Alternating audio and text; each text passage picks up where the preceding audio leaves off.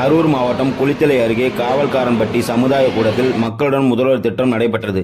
இக்கூட்டத்திற்கு குளித்தலை வருவாய் கோட்டாட்சியர் தனலட்சுமி தலைமை வகித்தார்.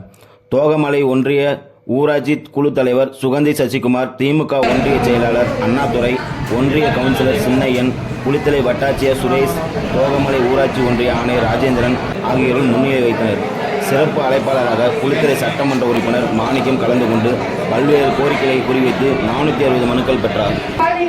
இந்த கூட்டத்தில் வடச்சேரி, ஆட்டிமலை, பழுதேரி ஆகிய 3 ஊராட்சி பகுதியைச் சேர்ந்த பொதுமக்கள் தங்களது நீண்ட நாள் குறையான மனுக்களை எம்எல்ஏ மாணிக்கமிடம் வழங்கினர்.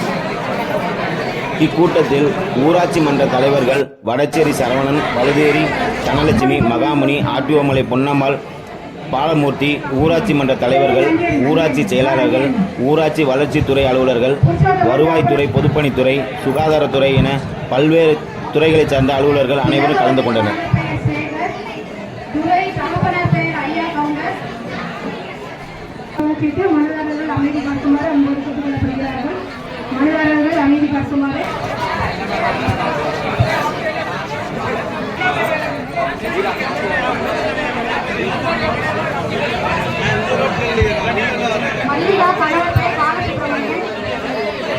கணவர் பெயர் ஸ்ரீனிவாசன், கூட்டுறவுத்துறை.